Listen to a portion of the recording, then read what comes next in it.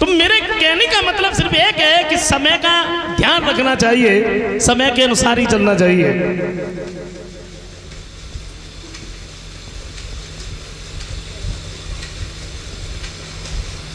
समय एक जैसा नहीं रहता। एक कवि कहते हैं इंसान की जिंदगी में सदा दिन एक से किसी के न गुजरते देखे, इंसान दुनिया में चढ़ते उतरते देखे, सदा दिन एक से किसी के न गुजरते देखे।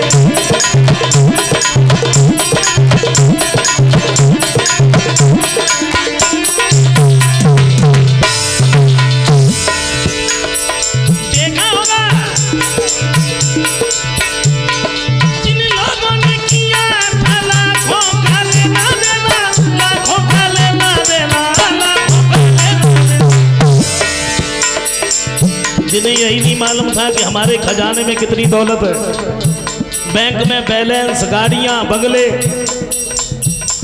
नौकर, और तब थोड़ा अभिमान था। जब ये सब था तब बड़ा अभिमान था। ये सोचते थे कि मैं कुछ हूं, और माफ करें, देखो अगर 2-3 चीजें व्यक्ति के पास में हो जाए, ज्ञान नहीं है, बुद्धि नहीं है, तो फिर अभिमान हो जाता है, हो जाता है अभिमान। विद्वानों का कहना है पहले अगर नाम ना हो फिर समाज में थोड़ा नाम हो जाए। लोग अगर सम्मान करने लगे, पहले पैसा पास में ना हो फिर पैसा इकट्ठा हो जाए, तो फिर अभिमान हो जाता है, फिर ये सोचते हैं कि मैं कुछ हूं। लेकिन मेरे दिमाग में एक बात आई, चाहे कोई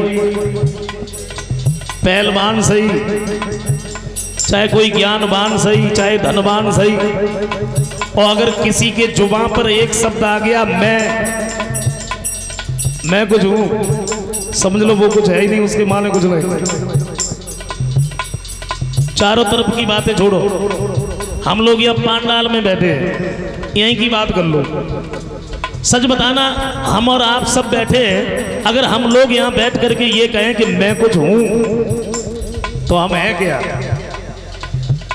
भागवत में वर्णन आता है, जरा गौर से सुनना।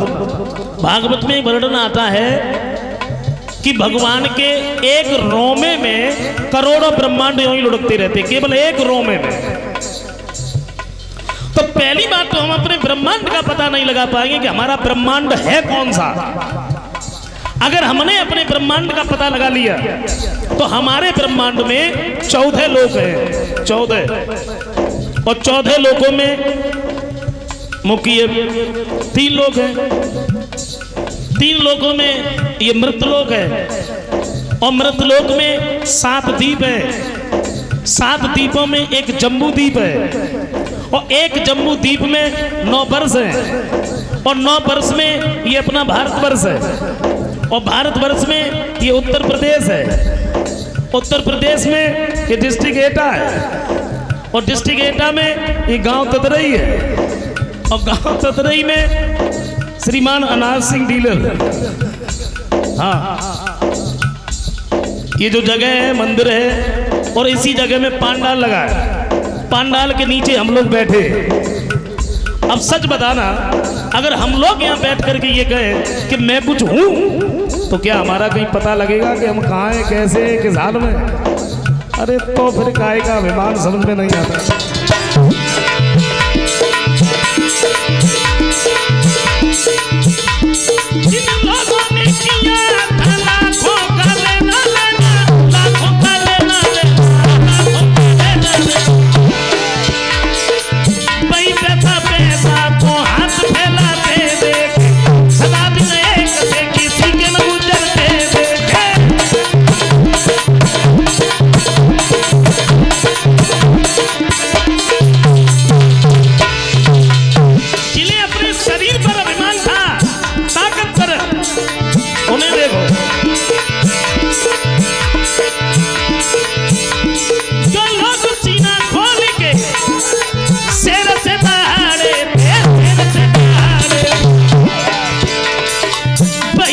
पेड़ों से हमने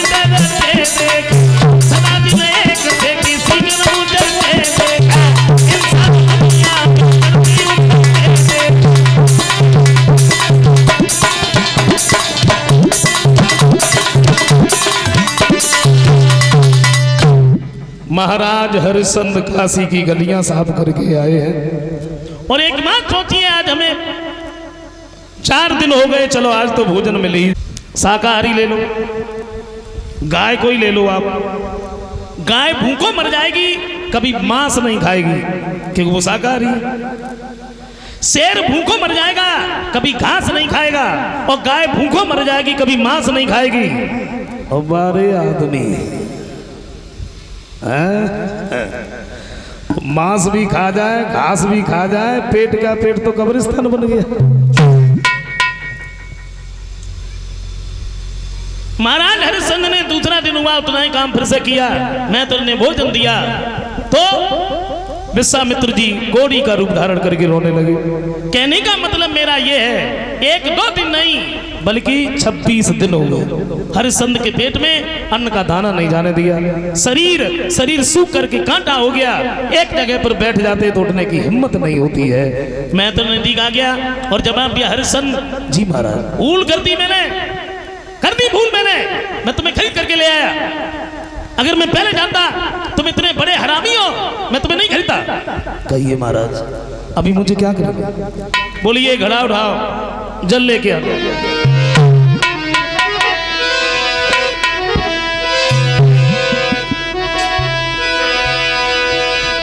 तो हाथ घड़ा ले हरिश्चंद्र और भज के नदिया लो जइयो, पहले करियो काम फिर तुम लौट के खाना जइयो।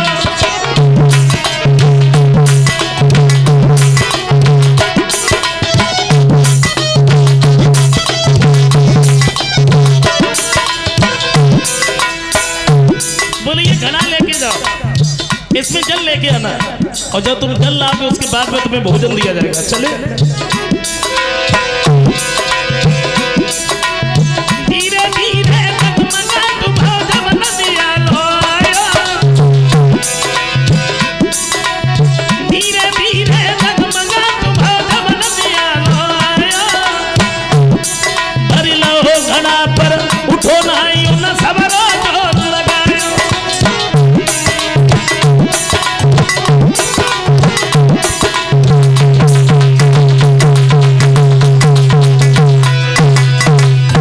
घड़ा भर तो लिया, लेकिन शरीर में इतनी शक्ति नहीं थी, इतनी ताकत नहीं थी, उस घड़े को उठा करके अपने सिर पर रख लेते। उसी जगह पर बैठ गए तो क्या देखा, नजर उठाई जिन्हें की भूपनी आवे तारा रानी, तारा रे, नजर उठाई की देखी भूपनी आवे तारा रानी, अरे सहायता मेरी रानी भूपन मन में जानी।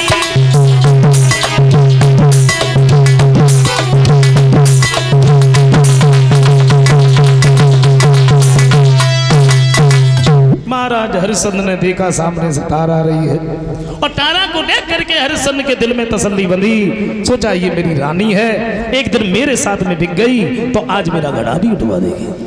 तब तक तारा सामने पहुंची। तारा ने जैसे ही देखा तो पहचान लिया, महाराज आपकी तो ये हालत हो गई, क्या रोहितास की याद में आपने भोजन नहीं किया? महाराज हरिश्चंद्र कहते, तारा सच बात तो ये है, हमारा तुम्हारा सुख तो उसी दिन से छूट गया था जब हम और तुम काशी में आके बिके थे। तारा, मेरे शरीर में शक्ति नहीं है। तो महाराज हरिश्चंद्र ने इशारा किया, तारा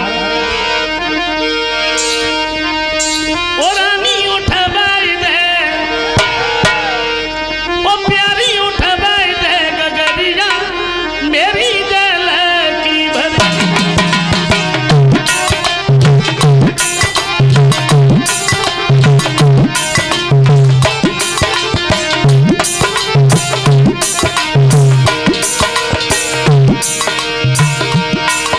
महाराज हरिश्चंद्र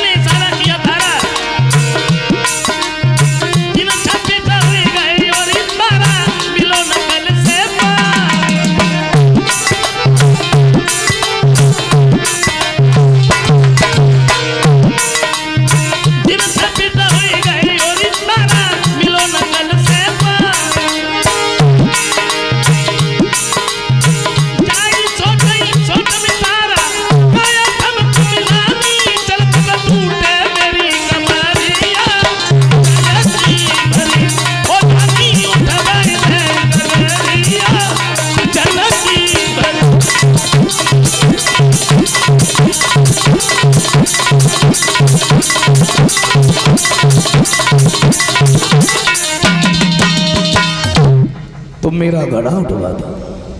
तारा कहती है महाराज माफ करना, घड़ा उठवाना तो बहुत बड़ी बात है, मैं तो तुम्हारे घड़े से हाथ भी नहीं लगा सकती। क्या मतलब? क्या तुम मेरी रानी नहीं हो? क्या तुमने ये कसम नहीं खाई थी हम तुम्हारे सुख और दुख में साथ देंगे? क्या अलग रहने से दिल भी अलग हो जाता है तारा? तारा बोली महाराज वो बात नहीं है, बात सिर्फ इस बात की है तुम्हारे हाथ में तो मेहतर का घड़ा है, मेरे हाथ में ब्राह्मण का घड़ा है। जरा सोचो मैं ब्राह्मण के घर में कैसे जाऊंगा, इसलिए महाराज मैं तुम्हें एक उपाय बता रहा हूँ। तारा बोलू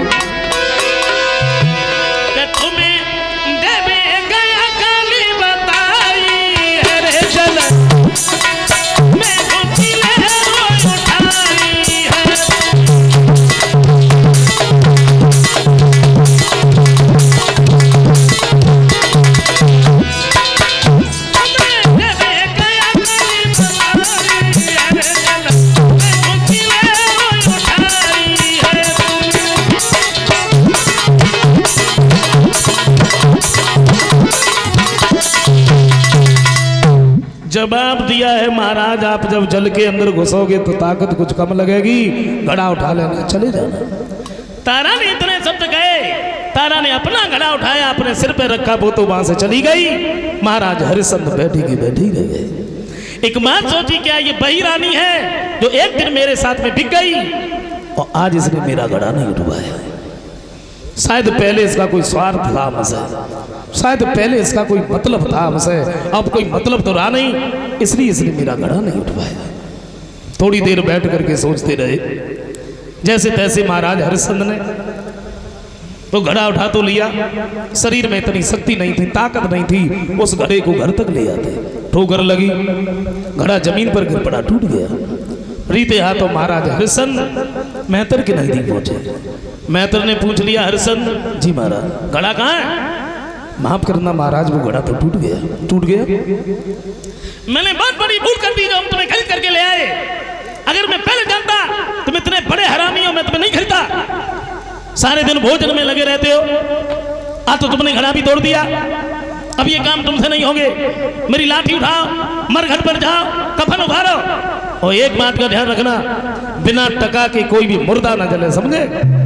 और सुनो तुमने जो घड़ा तोड़ दिया है ना, इसी बात को लेकर के तुम्हें आज भोजन भी नहीं दिया जाएगा। महाराज हरिश्चंद्र ने लाठी उठाई, ये मरघट पर पहुंचे। उधर तारा से ब्राह्मण ने एक बात की, तारा जब से तुम्हें और तुम्हारे बच्चे को खरीद करके लाए हैं वो तो सारे दिन खेलने में लगा रहता है, उससे ये कहो बगीचे में चला जाए, पूजा के लिए भूल ले जाए। तारा ने रोहितास को बुलाया, मेरे लाल हम लोग यहाँ स्वतंत्र नहीं है परतंत्र हैं, तुम बगीचे में चले जाओ। तो देर नहीं की, चले।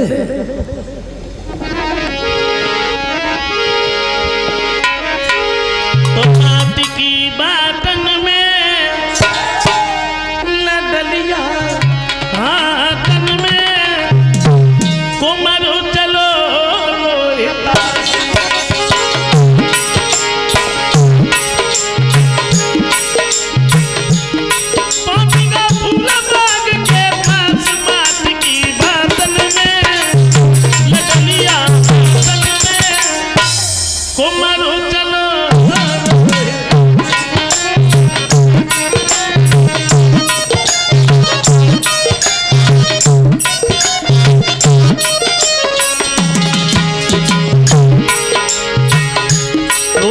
बगीचे में पहुंचे तो क्या देखा, बड़ा सुंदर पुष्प खिला,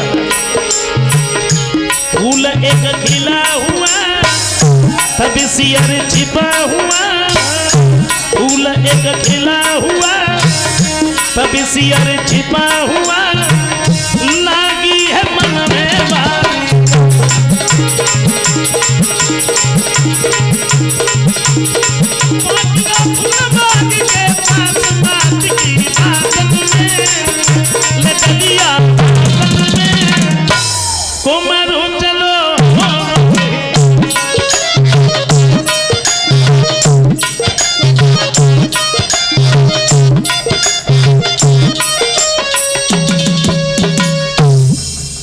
बगीचे में पहुंचे हैं तो क्या देखा, बड़ा सुंदर पुष्प खिला है। सोई फूल तोड़े को रोए तने जब हंस के हाथ बढ़ा